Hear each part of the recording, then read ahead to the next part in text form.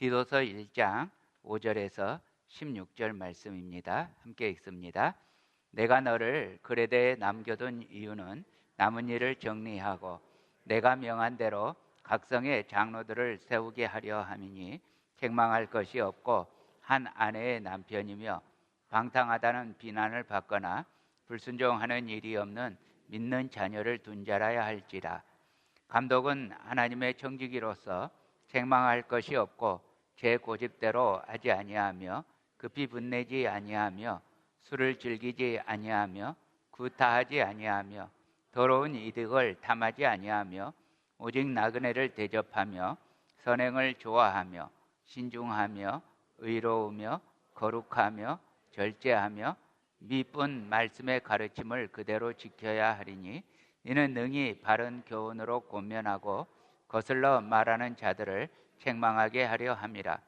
불순종하고 헛된 말을 하며 속이는 자가 많은 중 할례파 가운데 특히 그러하니 그들의 입을 막을 것이라. 이런 자들이 더러운 이득을 취하려고 마땅하지 아니한 것을 가르쳐 가정들을 온통 무너뜨리는도다. 그레데인 중에 어떤 선지자가 말하되 그레데인들은 항상 거짓말쟁이며 악한 짐승이며 배만 위하는 게으름뱅이라 하니 이 증언이 참되도다. 그러므로 내가 그들을 엄히 꾸짖으라.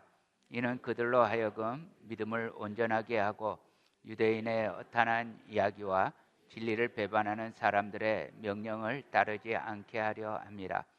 깨끗한 자들에게는 모든 것이 깨끗하나 더럽고 믿지 아니하는 자들에게는 아무것도 깨끗한 것이 없고 오직 그들의 마음과 양심이 더러운지라. 그들이 하나님을 시인하나 행위로는 부인하니 가증한 자여 복종하지 아니하는 자여 모든 선한 일을 버리는 자니라. 아멘. 잠깐 기도하겠습니다. 하나님, 오늘도 우리 주님 은혜를 감사합니다. 우리가 주님께 생명 다해 예배할 수 있는 특권을 내려주시고 또 이 예배 중에 거룩한 생명의 말씀, 신실한 하나님의 말씀 우리에게 전해주심을 감사합니다. 참 부족한 종이 오늘도 주님의 말씀을 들고 이 자리에 섰습니다. 주님, 내가 부족하니 주님이 온전히 주장하여 주옵소서. 내 입술과 내 심령이 오직 주님의 말씀을 그대로 신실하게 전하게 하시고 주님, 저와 우리 회중이 주님께 고정되어 주님의 말씀을 듣게 하옵소서. 예수님 이름으로 기도합니다. 아멘. 요즘 우리 조국 한국 텔레비전을 보면 온갖 음식 프로그램들이 인기를 끌고 있다고 합니다. 혹시 보신 적이 있습니까? 저도 몇 가지 흥미롭게 지켜본 적이 있습니다. 그런데요, 성경에 보면 이런 구절이 있어요. 이사야서 22장 13절 14절입니다. 제가 읽겠습니다. 너희가 기뻐하며 즐거워하여 소를 죽이고 양을 잡아 고기를 먹고 포도주를 마시면서 내일 죽으리니 먹고 마시자 하는도다. 만군의 여호와께서 친히 내 귀에 들려 이르시되 진실로 이 죄악은 너희가 죽기까지 용서하지 못하리라 하셨느니라. 주 만군의 여호와의 말씀이니라. 아니, 좀 먹고 마셨기로서니 죽기까지 용서하지 못하리라. 하나님께서 이렇게 말씀하셨단 말입니다. 왜 이렇게 말씀하셨어요? 먹는 게 나쁜 게 아니잖아요. 잘 먹고 맛있게 먹는 거 참 좋은 일이고 중요한 일입니다. 그런데 지금 보세요. 내일 죽으리니 먹고 마시자. 내일 죽으리니 먹고 마시자. 이게 문제인 거죠. 내일 죽으면 어떻게 해야 되겠어요? 오늘 주님을 찾아야 될 거 아니에요. 그런데 지금 먹는 것이 참 중요한 문제지만 이 먹는 것이 그렇다고 인생의 의미가 되거나 인생의 보람이 되면 안 되잖아요. 예전에 저도 먹는 것 때문에 죄를 지어본 적이 있습니다. 어떤 분이 맛있는 막국수를 사준다고 그래서 무심코 차에 올라탔는데 동부 이천동에서부터 양수리까지 그 차가 가는 거예요. 아니, 막국수 한 그릇 먹겠다고 몇 시간을 가고 있는 거예요. 그리고서 그거 먹고 오늘은 보람이 있었다. 뭐가 보람이 있어요, 그게? 시간이 아깝죠. 그냥 그 양수리에 갔다가 거기서 그 맛있는 걸 먹었으면 괜찮은데 일부러 가야 되느냐고요. 예전에 여기 미국에 돌아가신 분이니까 이름 말해도 될 거예요. 마이클 잭슨은 우리나라 비빔밥을 좋아했대죠. 그것도 대한항공 기내식으로 나오는 비빔밥을 좋아했답니다. 그래서 그걸 먹느라고 이유도 없이 1등석 비행기를 타고 한국을 갔다 오는 거예요. 내리지도 않고 그냥 먹고 다시 라운지에 앉아 있다가 다시 돌아오면서 또 그 비빔밥 먹고 돌아오는 거예요. 1등석이 얼마인지 안 타봐서 모르겠어요. 얼마 정도 됩니까? 몰라요. 우리는 몰라요. 우리는 1등석이 얼마인지 몰라요. 무지하게 비싸다는 것밖에 몰라요. 근데 이게 말이 되냐고요. 여러분, 사람이 먹기 위해서만 산다면 멍멍이하고 뭐가 달라요? 짐승과 뭐가 달라요? 로마의 멸망의 주된 원인이 그저 먹고 마시고 쾌락을 즐기고 목욕하고 이거였어요. 심지어 이 로마 사람들은 맛있는 것을 먹기 위해서 이미 먹어서 배불러졌으니까 먹은 것을 토해내고 먹었대죠. 영혼에는 관심도 없이 그저 이 생에서 무엇을 먹을까, 무엇을 마실까만 생각하며 살다가 어느 날 멸망이 갑자기 도적처럼 오면 그 얼마나 허무한 인생이에요. 여러분, 그저 편안을 추구하고 그저 잘 먹고 잘 사는 것만 추구하고 살면 인생이 허무해요. 빌립보서 3장 19절에서는 이렇게 말씀합니다. 그들의 마침은 멸망이요 그들의 씨는 배요 그 영광은 그들의 부끄러움에 있고 땅의 일을 생각하는 자라. 성경은 이렇게 자기 먹는 일, 땅의 일만 생각하는 사람에 대해서 어떻게 평가했는지 아십니까? 바로 그 앞절에 18절에요.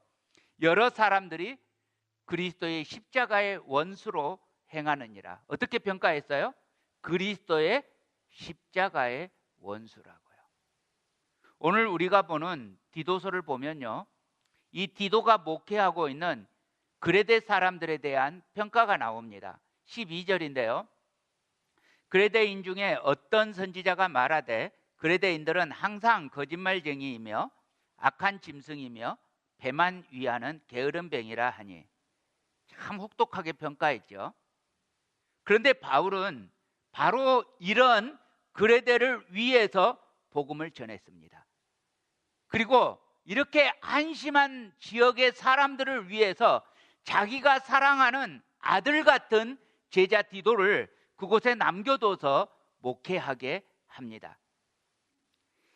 원래 이 그레데의 복음이 전해지고 교회가 세워진 건 초대교회 중에서도 초기로 여겨집니다.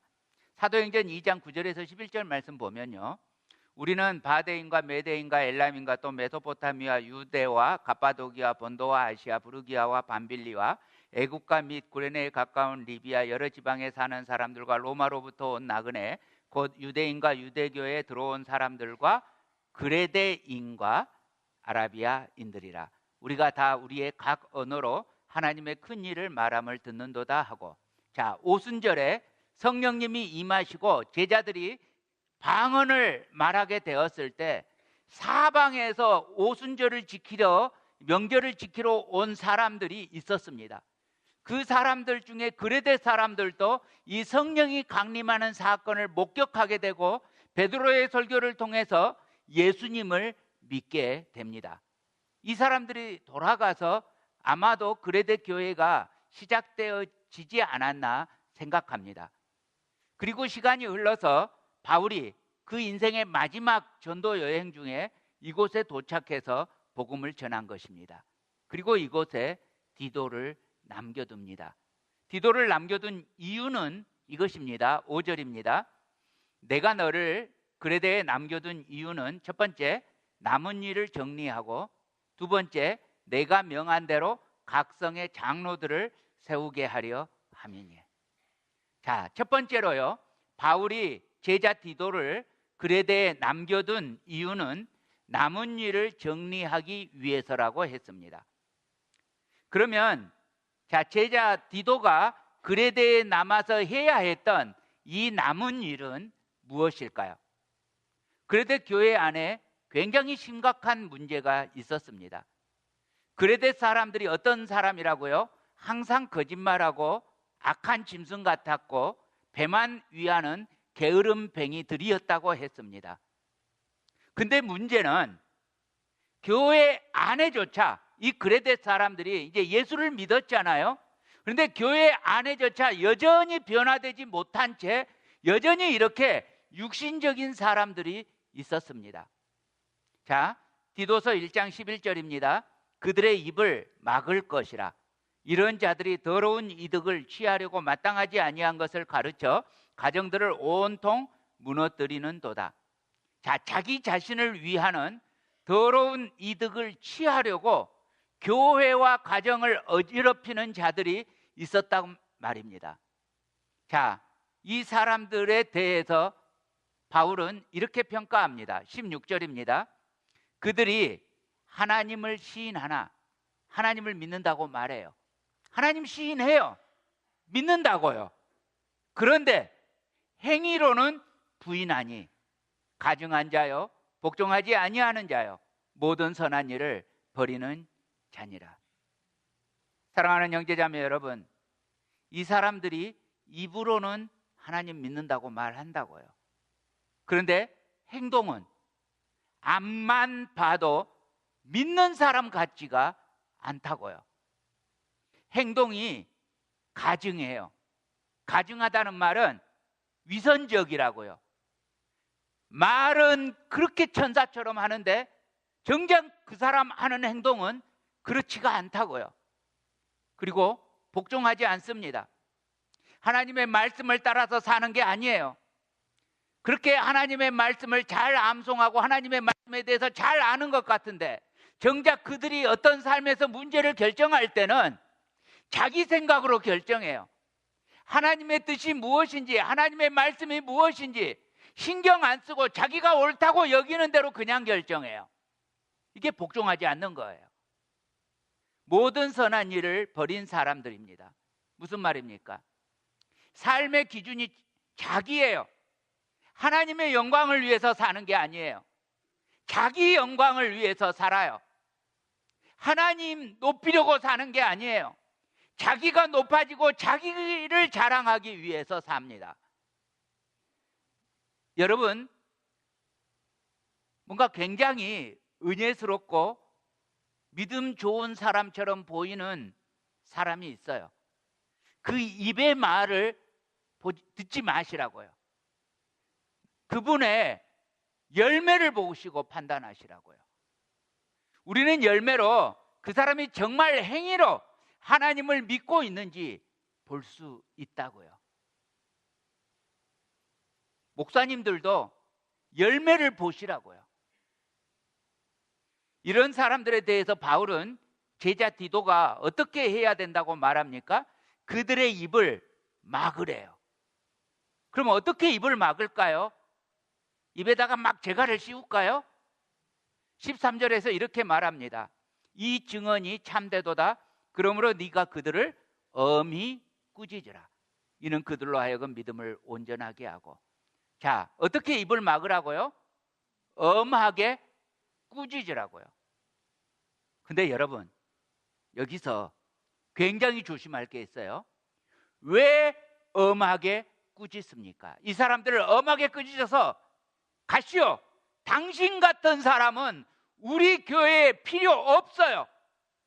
당신같이 그렇게 위선적이고 당신처럼 맨날 거짓말만 하고 아니면 당신처럼 하나님의 뜻이 아니라 자기 마음대로 살고 자기 영광을 위해서 사는 사람은 이 교회에는 필요 없어요 라고 쫓아내기 위해서예요? 아니에요. 자, 무엇을 위해서요? 그들로 하여금 믿음을 온전하게 하기 위해서라고요. 여러분, 이런 분들이 교회 안에 분명히 많이 있어요. 육신에 속한 그리스도인들이 있어요. 여기에도 계실걸요? 가증하기까지 해요. 위선적이란 말이죠. 복종하지 않아요. 하나님이 아니라 자기 자신을 위해서 살아가요.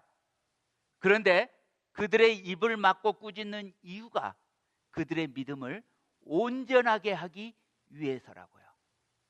여러분, 이것이 제자의 첫 번째 모델이겠습니다.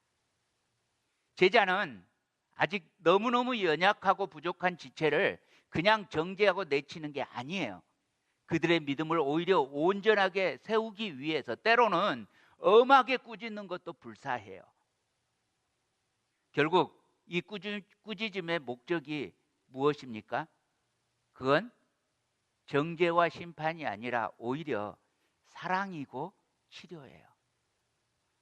제자 디도가 그 험난한 곳, 한심한 곳, 이 그레데에 있어야 하는 이유가 심판을 위해서가 아니에요.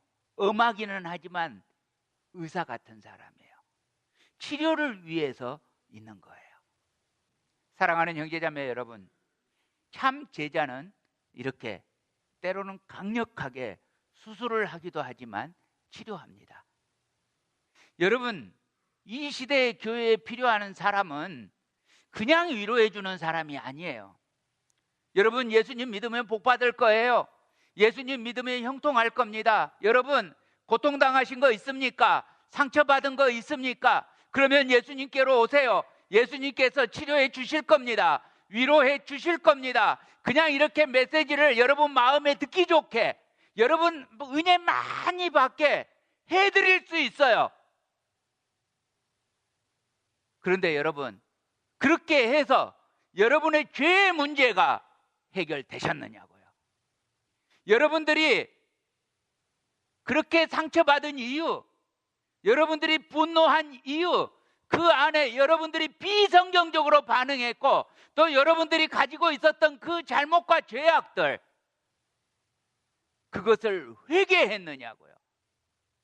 그걸 회개하지 않고 대충 싸매고 위로해 주는 것은 아픈 사람에게, 크게 아픈 사람에게 진통제만 주고 마는 거예요. 수술하는 게 아니잖아요. 수술이 필요한 사람에게 아플지언정 도려내야죠. 엄하게 꾸짖어서 그 죄를 하나님 앞에서 고백하고, 그리고 나 같은 죄인, 나는 도무지 살 자격이 없는 죄인입니다. 마음이 아프고 아파서 주여 나를 용서하여 주옵소서 하고 십자가 예수 그리스도 앞으로 나아가도록 그 사람이 이끌어가야죠. 그래서 십자가 앞에서 그 죄를 고하고, 그리고 그 심령이 새롭게 되어서 하나님을 따라 의와 진리의 거룩함으로 지으심을 받은 새 사람을 입게 해야죠. 이렇게 하는 것이 교회가 있어야 할 참된 존재 이유입니다. 사랑하는 형제자매 여러분, 우리들은 이 시대, 이 포스트 모던 시대, 모든 것이 다 옳다, 틀린 것 없다 라고 말하는 굉장히 인본주의적이고 가치 다원적인 이 시대, 오직 말씀 앞에 서서 말씀으로 가르치고 말씀으로 제자를 세우는 그런 제자가 되시기를 축복합니다. 두 번째요, 바울이 제자 디도를 그레데에 남겨둔 이유는 각 성에 장로들을 세우기 위해서였습니다. 여러분, 이 그레데가 정말 황당한 지역이잖아요. 황당한 교회이겠죠. 그러나 바울은 이 한심한 사람들을 결코 포기하지 않아요. 제자 디도를 세워서 이 사람들을 오히려 양육해서 그 사람들 중에 장로들을 세웁니다. 그래서 이 한심한 그레데 사람들과 별로 다를 바가 없는 그레데 교인들을 오히려 견고하게 세워가는 겁니다. 여러분, 그렇습니다. 하나님은 긍휼이 풍성하신 주님이십니다. 그레데 사람들이 이렇게 한심한 사람들이니까, 그러니까 오히려 그곳에 교회가 필요한 겁니다. 그래서 그레데 사람들 중에서 양육이 되어서 참 성도가 되어서 장로로 세워져 그곳이 소망이 있는 곳으로 변하게 만드는 것입니다. 이것이 복음화입니다. 사랑하는 형제자매 여러분, 우리들은 그레데 사람들 아닙니다. 우리들은 한국 사람들입니다. 그런데 한국 사람들이라고 그레데 사람들과 별반 다릅니까? 여러분, 한국 사람들 거짓말 얼마나 잘합니까? 여러분들 말이에요. 잘 안 하십니까? 거짓말 잘하시죠? 정혜주 집사님. 예. 또 얼마나 우리가 돈을 바랍니까? 얼마나 잘 먹고 편하게 사는 것만 바랍니까? 그러면 짐승과 별로 다를 바가 없잖아요. 얼마나 자기 배만 위해서 삽니까? 얼마나 이기적입니까? 여러분, 세상에 그런 사람 어디 있어 하고 궁금하면 바로 옆 사람 쳐다보세요. 거기 계세요.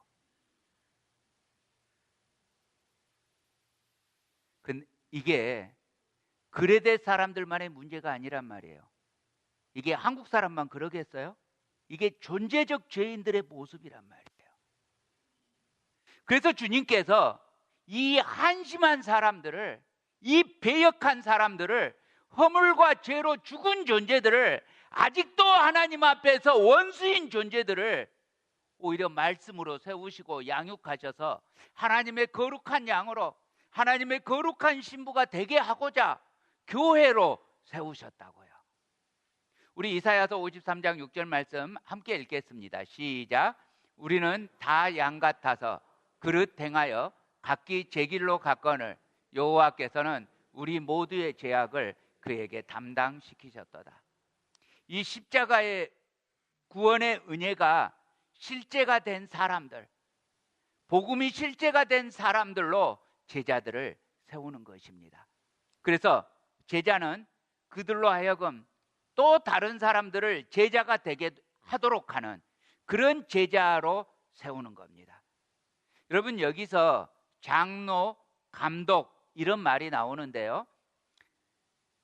지금은 장로와 감독은 다른 직분입니다. 장로, 프레스비테로스, 감독, 에피스코포스, 그러니까 요즘 말로 하면 장로님, 목사님이죠. 그런데 여기에서 기록될 당시는 이게 구별이 명확하지 않았어요. 무슨 목사님 된다고 신학교 나오는 것도 아니고, 구별이 명확하지 않고 그분이 그분이에요. 같은 사람이란 말이에요. 그래서 이 그레데라고 하는 지역에 장로가 한 사람만 있는 게 아니에요. 그레데가 지난주에 말씀드리기를 약 충청남도 정도 되는 크기라고 했어요. 그러니까 여기에서 그곳이 꽤 넓은 거죠. 여기에 장로님 한 분만 계시면 안 되겠죠. 그러니까 그것을 전체를 담당하는 총목회자로 디도가 있고, 그리고 각 마을마다 장로를 세우라는 말이에요. 다시 말하면 마을마다 예수님 믿는 가정이 있겠죠. 가정교회가 세워졌겠죠. 그 가정교회의 리더를 장로로 세우는 거였어요. 그러니까 이 그레데의 장로는 오늘날 우리 교회의 장로님들과는 성격이 상당히 달라요. 이 장로님은 오히려 목회자의 성격을 가지고 있는 장로님이에요. 말하자면 우리식으로 표현하면, 우리 교회식으로 표현하면 장로님이라기보다는 오히려 순장님과 가까워요. 그렇죠? 자, 그래서 순모임마다 순장이 있습니다. 그런데 이 장로를 아무렇게나 대충 세우는 게 아니죠. 헌신된 제자들입니다. 자, 7절에 보면요, 감독은 하나님의 청지기로서 했습니다. 하나님의 청지기라고 했습니다. 청지기는 원래 집안 식구들에게 음식을 나눠주는 사람입니다. 목자이기도 하고 목사이기도 합니다. 목자라는 말이 이제 우리 교회에서는 순장이라는 단어로 사용하고 있습니다. 그리고 이 목사, 목자, 이 의미는 같습니다. 양떼를 목초지로 인도하는 사람입니다. 가르치는 사역을 통해서 하나님의 백성을 돌보는 것입니다. 그래서 교인들을 잘 가르쳐서 자기를 닮은 그리스도의 제자가 되게 하는 것입니다. 이것이 제자의 두 번째 모델입니다. 그러므로 청지기, 장로, 감독은 책망할 것이 없는 제자여야 합니다. 첫 번째로 결혼과 가정생활에서 책망할 것이 없어야 합니다. 디도서 1장 6절 함께 읽습니다. 시작. 책망할 것이 없고 한 아내의 남편이며 방탕하다는 비난을 받거나 불순종하는 일이 없는 믿는 자녀를 둔 자라야 할지라. 여러분, 순장님이 자기 가정조차 제대로 돌보지 못한다면 순을 돌볼 수도 없겠지요. 목회자가 가정조차 제대로 돌보지 못한다면 하나님의 가족을 제대로 돌보지 못하겠지요. 두 번째로요, 인품과 행동에서 책망할 것이 없어야 합니다. 7절 8절 함께 읽습니다. 시작. 감독은 하나님의 청지기로서 책망할 것이 없고 제 고집대로 하지 아니하며 급히 분내지 아니하며 술을 즐기지 아니하며 구타하지 아니하며 더러운 이득을 탐하지 아니하며 오직 나그네를 대접하며 선행을 좋아하며 신중하며 의로우며 거룩하며 절제하며. 여러분, 이 시간에 순장님들 다 자리에서 일어나 주시겠습니까? 순장님들 자리에서 일어나 주세요. 빨리 일어나 주세요. 대순장님들도 일어나 주세요. 이거밖에 안 계십니까? 다 일어나신 겁니까?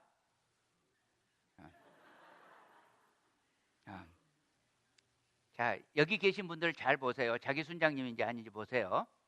이분들은 자기 고집대로 살면 안 됩니다.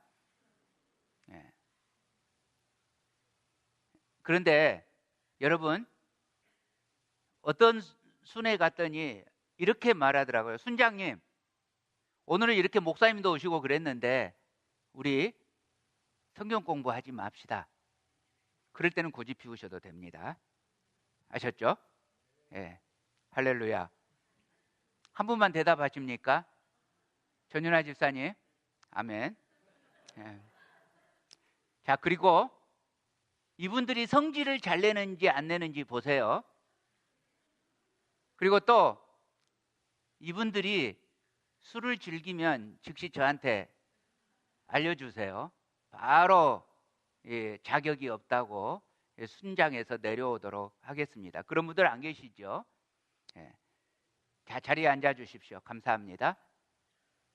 그리고 더러운 이득을 탐하지 말라고 했습니다. 여기에서 여러분께 부탁을 드립니다. 더러운 이득을 우리 지체들은 서로 탐해서는 안 됩니다. 자기 이익을 위해서 하면 안 됩니다.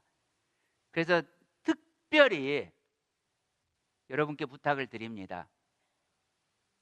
이 열심히 일해서 정당한 삭스를 받지 않는 편안하게 돈 버는 일에 교인들을 동원시키지 마세요. 여기 다단계 모집하지 마세요. 그리고 또 돈을 빌려주고 빌리지 마세요. 혹시 누군가가 교인이 정말 어려운 상황에 처했다라고 알게 되면 주세요. 빌려주지 말고 주세요. 예를 들어 어떤 교인이 10,000불이 필요해요. 그런데 나한테도 너무 큰 돈이잖아요. 우리 교회 교인들은 익셉셔널리 많이들 가난하세요. 다른 교회에 비하면. 그래서 10,000불 있는 교인이 우리 교회 안에 많지 않아요. 혹시 있으신 분 손 들어보세요. 그래서 10,000불 빌려주기가 쉽지 않아요. 근데 10,000불을 그냥 줘요? 어렵죠? 어렵죠. 근데 절대 빌려주지 마세요. 빌려주면 그 만불 못 받아서 내가 어려워지는 것은 둘째로 치고 그 지체를 잃을 수가 있어요. 그래서 혹시 나에게 2,000불이 있다면 2,000불이면 우리 그걸로 한 달 생활비 하죠. 그냥 주세요. 나는 도저히 2,000불 줄 믿음이 안 됩니다. 그러면 200불 주세요. 그냥 내가 안 받아도 될 만큼. 그렇지만 나한테는 좀 힘들죠. 그걸 다시 리커버를 하려면, 못 받게 되면 힘들어도 주겠다라는 마음으로 주세요. 돈 거래를 하지 마세요. 그러다 보니까 오늘 일부 예배를 하면서 이렇게 설교를 하다 보니까 저도 찔리더라고요. 저도 돈을 빌린 적이 있거든요. 커피 마시면서 돈을 빌린 적이 있는데 다음부터는 돈을 빌리지 않고 그냥 사달라고 이렇게 말하려고 합니다. 그래서 괜히 10불 빌려가지고 못 갚으면 목사님이 돈도 안 갚는다고 또 시험에 들 거 아니에요. 차라리 좋게 사달라고 말하겠습니다. 나일 집사님, 앞으로는 그렇게 할게요.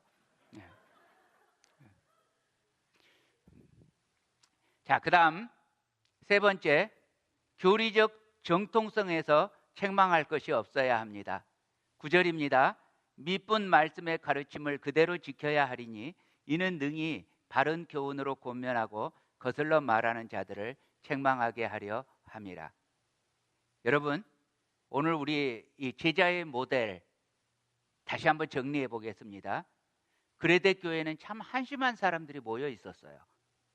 워낙에 그 동네 사람들 자체가 한심하다는 평가를 받고 있었습니다. 여기서 여러분께 또 감사의 말씀을 전해야겠습니다. 여러분 아시는지 모르는지 모르겠지만 제가 전라도 사람입니다. 한국에서 전라도 사람들은 조금 멸시를 당하는 동네 사람들입니다. 그런데 여러분이 저를 멸시하지 않고 이렇게 담임 목사로 세워주시고 그리고 기쁘게 저로부터 하나님의 말씀 들어주신 것이 얼마나 감사한지 모릅니다. 여러분께서 저를 전라도 사람으로 취급하지 않으시고 하나님의 말씀을 전하는 메신저로 취급해 주셔서 감사합니다. 한심한 전라도 사람입니다. 근데 제가 아는 어떤 분들은 경상도라고 하는 굉장히 한심한 동네에서 오신 분들도 계셔요. 어떤 분들은 아주 한심한 충청도에서 오셨죠. 또 어떤 분들은 아주 한심한 강원도에서 오셨습니다. 자랑할 만한 동네는 경기도밖에 없죠. 그래서 경기도 사람들은 온 동네 사람이 한심하다고 아주 교만하게 생각하죠. 결국은 우리가 그리스도 바깥에 있으면 이 지역 차별하고 사람 차별하고 그랬던 또 전라도에서도요, 우리들도요, 전라도 안에서 또 무슨 동네는 깡패 동네, 무슨 동네는 아주 억센 항구 동네, 이런 식으로 그 안에서 또 차별이 있어요. 그런데 예수 그리스도 안에서 남자나 여자나 부자나 가난한 자나 종이나 자유자나 다 일반이라 이 은혜를 우리가 입었다는 것이 얼마나 감사한지 모릅니다. 자, 아무튼 이렇게 예수 그리스도 밖에 있으면 한심한데 바울은 그 한심한 교회를 결코 포기하지 않습니다. 예수님 믿었으면 한심함을 벗어야 되는데 예수님 믿고서도 이 한심함을 벗지 못하는 가끔 그런 교인들을 만나요. 예수님 믿었는데 아직도 지역차별하고 예수님 믿었는데 아직도 인종차별하고 예수님 믿었는데 아직도 성차별하고 한심한 교인들을 만나요. 그런데 포기하지 않아요. 제자 디도를 그곳에 세워서 그 가증하고 복종하지 않고 선한 일을 벌이는 그 삶에서 교인들이 돌아서게끔 엄하게 꾸짖고 그래서 믿음을 온전하게 세워서 제자가 되게 합니다. 디도로 하여금 그들 중에서 잘 양육해서 충성된 제자들을 장로로 세웁니다. 이 충성된 청지기들은 결코 그 자격의 수준을 낮추지 않았습니다. 그래서 더 이상 한심한 그레데 교회가 아니라 복음을 영화롭게 하는 건강한 그레데 교회로 세우고자 했습니다. 그러므로 사랑하는 형제자매 여러분, 우리들도 이 제자의 모델을 본받으십시다. 이 시대의 존재적인 죄인들을 그리스도께로 인도하고 연약한 지체들에게 복음이 실제가 되고 구원의 감격을 노래하며 신실한 말씀으로 양육돼서 충성된 제자로 청지기로 세워지는 건강한 교회가 되기로 결단하십시다. 사랑하는 형제자매 여러분, 다시 한번 우리 주 예수 그리스도 이름으로 간절히 권면합니다. 위선으로 행하지 않고 교회에서는 거룩한데 세상 속에서는 도무지 예수님 믿는 사람인지 안 믿는 사람인지 구별되지 않는 그런 가증한 위선적인 교인은 이제는 그만합시다. 복종하십시다. 힘써 복종하십시다. 게으르지 않고 말씀을 사모하십시다. 여러분, 이번에 김동호 목사님 부흥회를 하는데 웬일인지 우리 교인들이 많이 안 나왔어요. 다른 교회 교인들이 더 많이 왔어요. 많이 걱정이 됐습니다. 제가 걱정이 기우이기를 바랍니다만은 이런 걱정을 했습니다. 아니, 이렇게 많이들 안 나오셨는데 다 무슨 일이 있으셔서 안 나오셨으면 좋겠는데 정말 다 무슨 일이 있으셔서 안 나오셨을까? 아니면 골목식당 보시느라고 안 나오셨을까? 수요일 합니까? 예, 저도 모릅니다. 예, 무슨 드라마 보느라, 무슨 스포츠 보느라 스크린에 빠져서 혹은 인터넷 서치하느라고 스마트폰에 빠져서 혹시 안 나온 분이 계시다면 내가 바로 그 그레데 교인이구나 라고 생각하시고 복종하시기 바랍니다. 말씀을 사모하시기 바랍니다. 은혜 가운데서 간절히 사모하시기 바랍니다. 내 쾌락을 위해서 살지 말고 내 배를 위해서 살지 말고 나를 위해서 살지 말고 하나님의 영광을 위해서 살고 정말 주님 앞에서 충성된 제자가 되기를 사모하면서 복음 앞에 나오기를 간절히 사모하기를 목마른 사슴이 시냇물 찾기에 갈급한 것처럼 그렇게 사모하는 거룩한 성도가 되시기를 우리 주님 이름으로 축복합니다.